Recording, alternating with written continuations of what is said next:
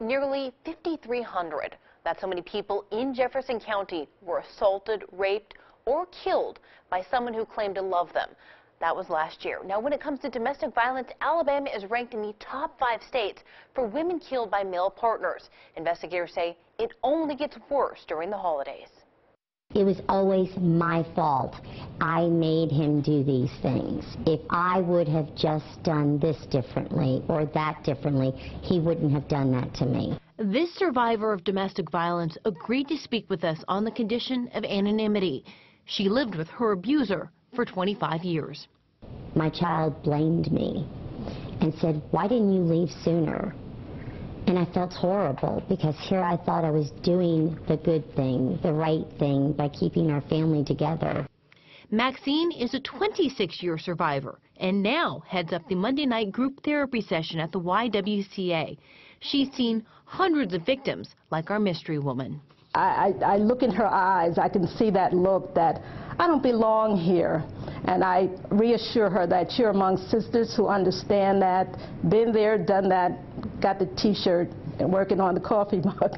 But before the victims get to the Y, they usually start with Sergeant Angela Clayton of the Jefferson County Sheriff's Department's Domestic Violence Unit.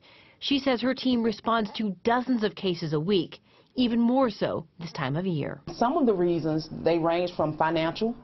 There's a stress to provide more around about this time, and there's also alcohol and drugs that are involved that's already on a strained living arrangement. Not to mention the impact violence in the home has on children. The slightest little noise will get that child like on high alert. They're afraid. You also have children that will go to school and they'll turn that anger on another schoolmate. They become bullies in school just by what's going on in their household. For many victims, the hardest part is deciding to finally leave their abuser. Investigators say it takes on average 7 times before a victim leaves for good. But many say doing so allows them to finally come out of the shadows. I no longer had to hide. I no longer had to lie about the bruises and my whereabouts.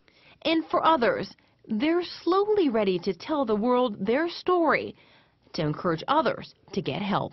Part of me wants to just shout out to the world, stop. Women are getting hurt, men are getting hurt, and people are afraid to come forward. If you or anyone you know is in a dangerous relationship and needs some help this holiday season, you can call the Jefferson County Sheriff's Department. The YWCA also offers free counseling services and emergency shelter for victims and their family.